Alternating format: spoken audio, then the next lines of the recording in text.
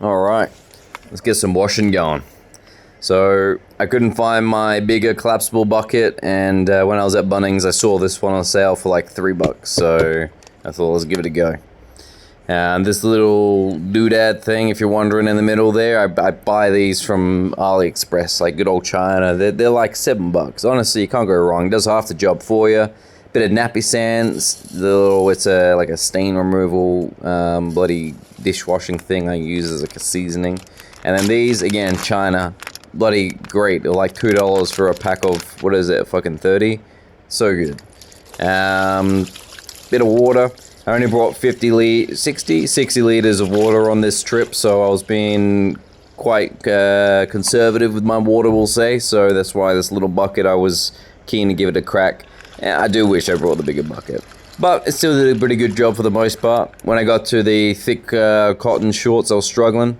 Now, the night before this, I actually got a little bit of a puncture laid out, and I had to jimmy myself under the car. So, as you may have guessed from the name of the channel, Red Dirt Tales, I'm out in an area that's full of what we call pindan, which is just red dust. Gives us beautiful sunsets, but it's just this fine fucking red dirt that you just get everywhere. So, you know, that's why my water looks like fucking Milo with bubbles. Carly, go away. So, while this thing does, that little thing in there does give it a little bit of a light wash, I still like to give it a bit of a wring out and a little bit of a rinse. Fucking scrub with my hands.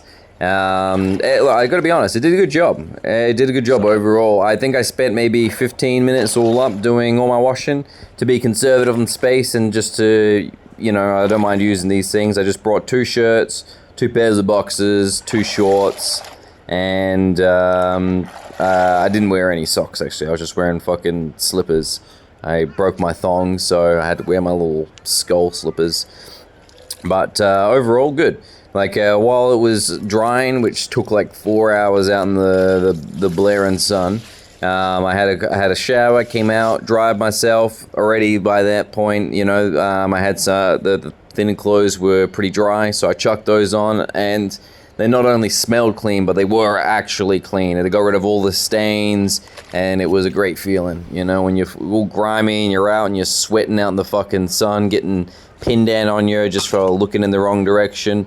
It's nice to be able to have a nice shower and then come out, put on some clean clothes, and just feel fresh just for yourself, my boys. And gals, apologies. It was a good run. So I tried to keep this video fairly short, just showing the different thicknesses of clothes. So there's just like a shirt, some fucking underwear just before, a little beautiful colorful thing. And this is like a little kimono kind of thing I like to kind of wear around. It's really light, super quick and easy to dry and to clean. And I really wanted to put it through this little doodad thing and through the wringer, so I'm just holding it here.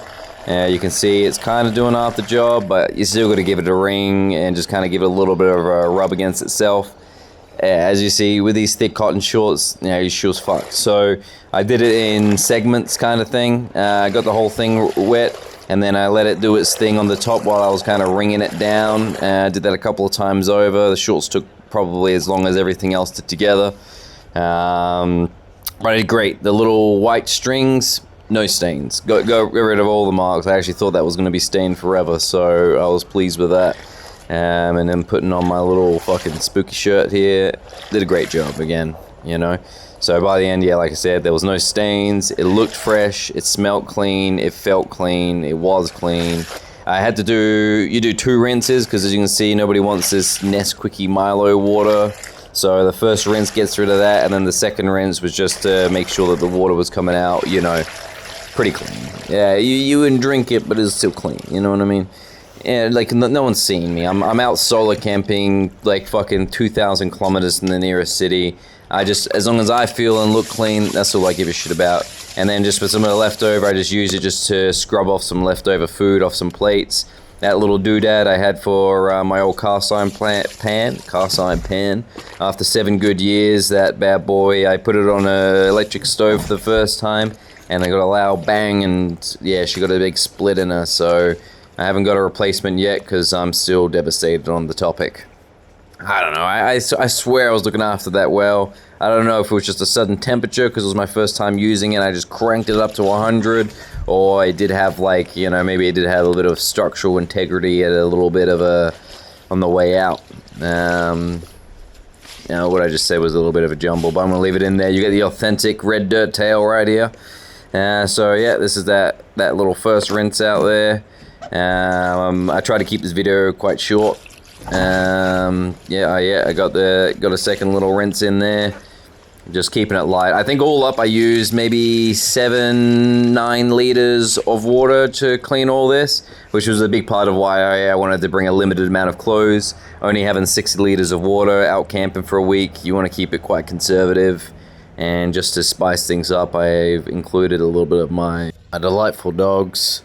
So thank you for coming. You got any questions, drop them on down, but I'm sure I answered them all. But if you do like the video, then please subscribe. I got more to come. Bye.